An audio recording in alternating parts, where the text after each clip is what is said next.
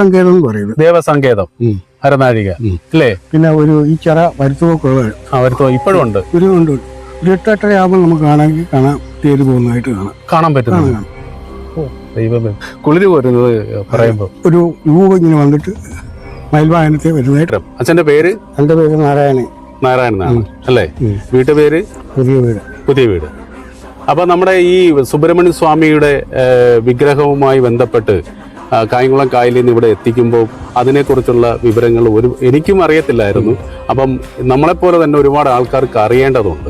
അപ്പൊ പ്രേക്ഷകർക്കായി നമ്മളിത് എത്തിക്കാൻ വേണ്ടിയാണ്. എന്താണ് ഇതിനെക്കുറിച്ച് പറയാനുള്ളത്? കായംകുളം കായലിൽ ചുറ്റുപാടത്തിലാണ് വരുന്നത്. അവിടെ തേവർ കണ്ടെല്ലാം പറഞ്ഞത് കേട്ടോണ്ട് അവിടെ അശുദ്ധിപ്പെടുത്തില്ല. അശുദ്ധിപ്പെടുത്തത്തില്ല. വിട്ടു കഴിഞ്ഞാൽ അന്നേരം അനുഭവം ഉണ്ടാവും, പാമ്പ് ഒതുക്കുകയൊക്കെ ചെയ്യും. അപ്പൊ അങ്ങനെ വന്നു കഴിഞ്ഞപ്പോൾ അവിടെ നിന്ന് വെള്ളം ഇങ്ങോട്ട് വരാൻ വന്നപ്പോൾ കൈത്താങ്ങിട്ടാണ് കൊണ്ടുവന്നതാണ് ആ കല്ല്. നമ്മൾ നേരത്തെ കണ്ട കല്ലുകളൊക്കെ വിളക്ക് കത്തിക്കും, ദീപം തെളിയിച്ചു. എത്ര വർഷക്കാലം? ഒരു 100 വർഷത്തിന് മുകളിലുള്ള പഴക്കമുണ്ടോ അതോ അതിന് മുകളിലുണ്ടോ? അതിന് മുകളിലാണ് ഉണ്ട്. 500 മാർക്ക് പഴക്കമുണ്ട്. 500 വർഷത്തിന് മുകളിൽ ചരിത്രം സൂചിപ്പിക്കുന്ന ഒരു സംഭവം ഇവിടുന്നാണ് തുടങ്ങുന്നത്. അപ്പൊ അവിടെ തേവരുകണ്ടത്തിൽ മുങ്ങിയതിന് ശേഷം പിന്നെന്താ നടന്നത്? അത് കൈത്താങ്ങിട്ട് പട്ട് പൊതിഞ്ഞ് കൈത്താങ്ങിട്ട് കൈ കഴിയുമ്പോൾ കൊണ്ടുവന്നതാണ് ഈ കല്ല്. ആ ഭഗവാനെ അവിടെ ഇരുത്തി കിടത്തി. അവിടെ ദീപം തെളിയിച്ച് അവിടെ നിന്ന് ബാക്കി പറയണം. ബാക്കി നടവരമ്പുണ്ട്. ഈ വരമ്പിന് പോകുമ്പോൾ നടവരമ്പുണ്ടായപ്പോ ഈ കാണാനില്ല. അവിടെ വന്ന് ആ കൊച്ചുമുരുകന്റെ ക്ഷേത്രം എന്ന് പറയുന്നത് അവിടെ ഒരു ഇപ്പോഴും അമ്പലമായിട്ട് മണിഞ്ഞെങ്കിൽ പോലും ശിലകളായിരുന്നു. അവിടുന്ന് പൂജയൊക്കെ വിളക്കം കത്തിച്ച് അവിടെ ക്രിസ്ത്യാനികളാണ് ഇത് ഭഗവാൻ. അതാണ് മതസൗഹാർദ്ദത്തിന്റെ ഭാഗമാണ്. അവിടെ നിന്ന് കയറ്റാകിട്ട് കൊണ്ടുവന്നു പ്രതിമുഖം ജംഗ്ഷൻ. രണ്ടാമത് മുഖം കണ്ടില്ല. പ്രതിമുഖം കണ്ട ക്ഷേത്രമാണ് പ്രതിമുഖം ജംഗ്ഷൻ. അവിടെയും വിളക്കലും എല്ലാം ഉണ്ട്. അവിടെ ഉണ്ട്. അവിടെ നിന്ന് ട്രഷറി വിളക്ക് ആചാര്യ കൊണ്ട് തുള്ളലൊക്കെ ഉണ്ട്. അവിടെ നിന്ന് ആണ് മുരുകന്റെ പഴയ ക്ഷേത്രത്തിലേക്ക് പഴയ ഒരു വേലായി സ്വാമി ഉണ്ട്. അവിടെ നിന്ന് തെക്കേ ക്ഷേത്രത്തിലേക്ക് മാറുന്നത്. തെക്കേ ക്ഷേത്രത്തിലേക്ക് മാറി കഴിഞ്ഞപ്പോൾ പുള്ളിക്ക് ഈ വാരതിയൊക്കെ കൊണ്ട ആളാണ് ഒരു കാലല്ലേ. അപ്പം കാല് വെക്കാൻ പോയി ഒരു മന്ദൻ എന്ന് പറയുന്നത് കേട്ടിട്ടില്ലേ? അപ്പൊ അവർക്ക് അത് കഴിഞ്ഞപ്പോൾ അങ്ങോട്ട് കൊണ്ട് റെസ്റ്റ് എടുക്കാൻ കൊടുത്തു കഴിഞ്ഞപ്പം പുള്ളി അവിടെ ഇരുത്തി കഴിഞ്ഞപ്പോൾ പുള്ളി കാല് ഓർക്കാൻ വേണ്ടി നേരെ വടക്കോട്ട് തള്ളി മാറ്റിയാണ് അവിടെ തിരുപ്പായത്. ഓ, അത് ശരി. കാല് കഴിക്കാൻ നിവർത്തിയപ്പോഴാണ് ആ അമ്പലത്തിൽ ആദ്യം കൊണ്ടുവന്ന് കാവടിയൊക്കെ അവിടെ ആണല്ലോ മൂലസ്ഥാനം. അവിടെ നിന്ന് കാല് നിവർത്തി കൊണ്ടുവന്ന് ആചാരം എന്ന് പറയുന്ന ഒരു വിരിപ്പ് കണ്ടമായിരുന്നു.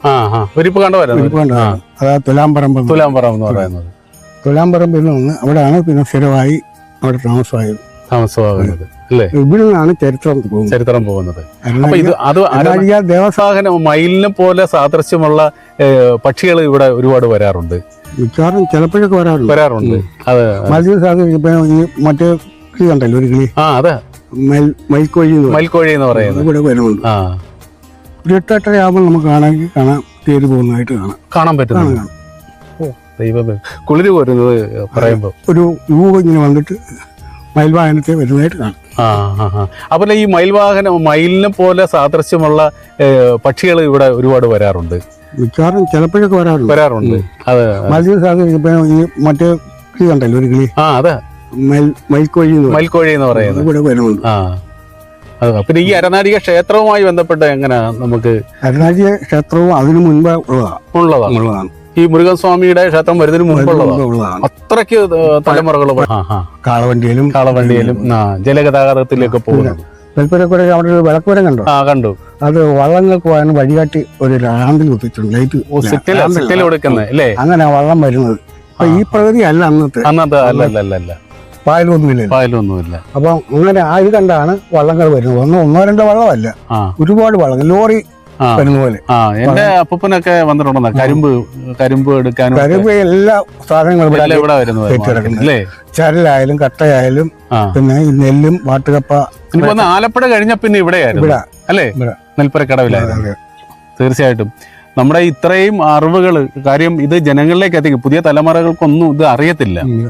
അപ്പൊ ഞാൻ പോലും ഈ അടുത്ത ഒരാഴ്ചക്ക് മുമ്പ് ഞാൻ ഇത് അറിയുന്നത്. ഇത് പറയുന്നത് ദിവസമൊക്കെ മാറി മാറി വരുന്നില്ലേ, തട്ടിക്കുട്ടി വരെ കാര്യങ്ങൾ പറയുന്നതാണ്.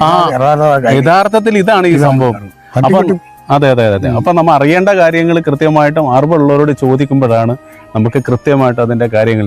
എന്തായാലും നമ്മൾ ഇതിന്റെ കാഴ്ച നെൽപ്പരക്കടവിലും അതുപോലെ പ്രതിമുഖത്തും ഒക്കെ നമ്മളിപ്പോൾ പോകുന്നുണ്ട്. അവിടുത്തെ കാര്യങ്ങളൊക്കെ നമ്മളൊന്ന് വീഡിയോയിൽ കാണിക്കാം. അപ്പം ഇതാണ് ഇതിന്റെ യഥാർത്ഥ വിശ്വാസം എന്ന് പറയുന്നത്. വിശ്വാസം രക്ഷിക്കപ്പെടും. അത് പറഞ്ഞില്ലേ. വേറൊരു കാര്യം എന്ന് പറഞ്ഞാൽ അച്ഛൻ 8 മണി ഒക്കെ ആകുമ്പോഴാന്ന് തോന്നുന്നു രാത്രി അല്ലേ? കളവൊക്കെ ആ അടിക്കാനായിട്ട് ഈ നെല്ല് വേണമെന്തായാലും. പക്ഷേ ആൾക്കാർക്ക് ഈ ഒരു അയിത്തം മാറ്റാൻ വേണ്ടിയാണ് മഹാത്മാഗാന്ധി നമ്മുടെ ഈ പിന്നെ കീഴ്ജാതിക്കാരനെയും നമ്മുടെ പിന്നോക്കത്തിൽ നിൽക്കുന്ന ആൾക്കാരെ ഫണ്ട് ശേഖരിച്ചുകൊണ്ടും പടിഞ്ഞാറേ നടയിലെ ഒരു മൈതാനം ഉണ്ടായിരുന്നു. ആ മൈതാനത്തിൽ പ്രസംഗിക്കുക ആയിരക്കണക്കിന് ആൾക്കാർ, അന്ന് ആയിരക്കണക്കിന് അല്ലേ, ആയിരക്കണക്കിന് ആൾക്കാർ കൂടുകയും ആ ഒരു പ്രസംഗം അതിനെ സാംസ്കാരികപരമായും അതിന്റെ ഓർമ്മ സ്മരണയ്ക്ക് വേണ്ടിയാണ് ഒരു സ്തൂപം പടിഞ്ഞാറേ നടയിൽ വെച്ചിട്ടുണ്ട്. അവിടെ ഒരു ഫലകവും ഉണ്ടെന്നാണ് പറയുന്നത്. അപ്പം ഇതെല്ലാം ചരിത്രമാണ് ഇതൊക്കെ. പക്ഷെ നമ്മുടെ ഗാന്ധി സ്ക്വയർ എന്ന് പറയുന്നത് ഇപ്പുറത്ത് കൊണ്ടുവച്ച്, പക്ഷെ അത് അപ്പുറത്ത് വരേണ്ടതാ അല്ലേ? അപ്പൊ അങ്ങനെയുള്ള കാര്യങ്ങളൊക്കെ ഉണ്ട്. അപ്പം ഈ നെല്ല് നമ്മൾ വർഷം തോറും ഈ മതസൗഹാർദ്ദത്തിന്റെ ക്രിസ്ത്യൻസും നമ്മുടെ ആൾക്കാരും എല്ലാ ആൾക്കാരും ക്ഷേത്രത്തിലേക്ക് കാഴ്ചവെക്കുന്നുണ്ട്.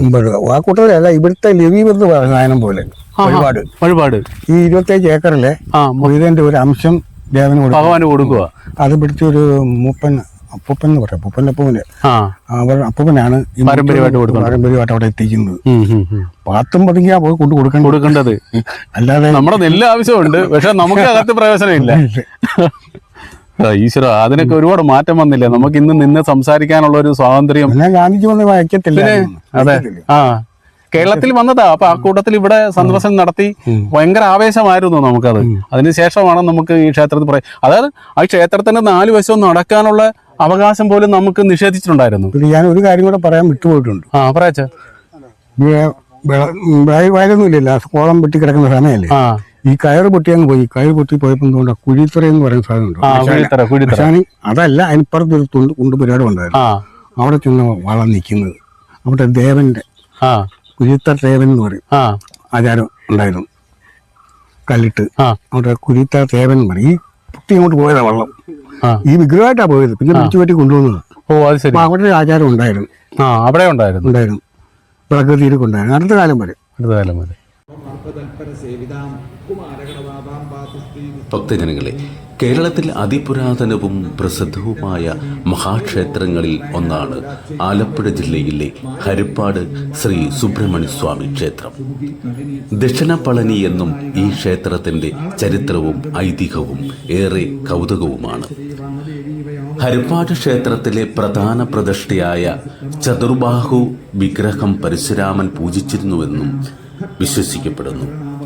കായംകുളം കായലിലെ വിഗ്രഹം ഒരു കാലത്ത് കായംകുളം കായലിന്റെ അടിത്തട്ടിൽ ആ പ്രദേശത്തെ പ്രമുഖർക്കായ കുറച്ചു പേർക്ക് ഒരേ സമയം ഒരു സ്വപ്ന ദർശനം ഉണ്ടായെന്നും അതിനെ തുടർന്ന് കായംകുളം കായലിലെ വിഗ്രഹത്തിന് വേണ്ടിയുള്ള തിരച്ചിൽ നടത്തുകയും ഭഗവാന്റെ വിഗ്രഹം ലഭിക്കുകയും ചെയ്തിട്ടുണ്ട്.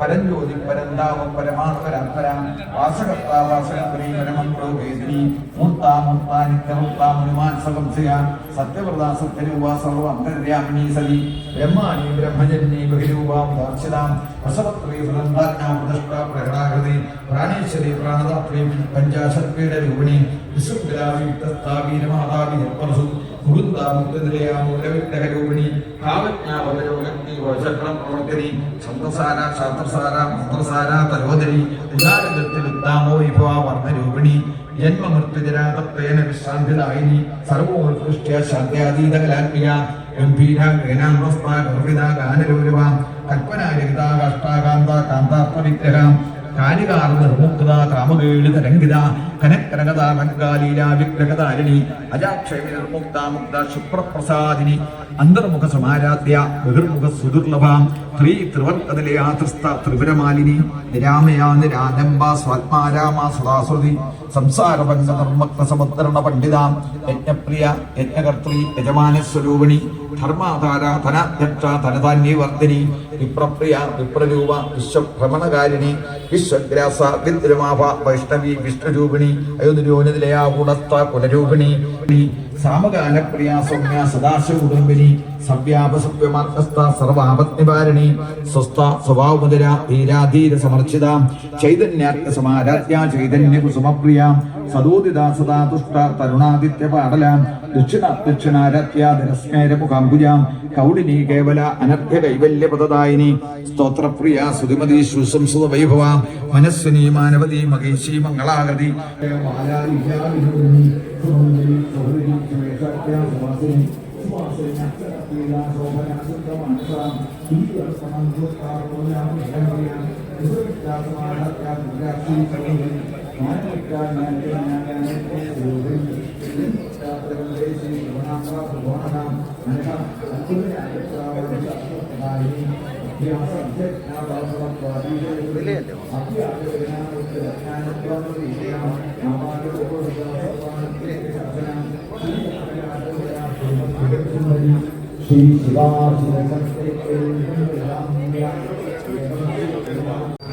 പ്രാർത്ഥിക്കുന്നതോടൊപ്പം ശ്രദ്ധിക്കാം യജ്ഞത്തിന്റെ അഞ്ചാം ദിനം ക്രിസ്തന പ്രാധാന്യമുള്ള ചടങ്ങായിട്ടാണല്ലോ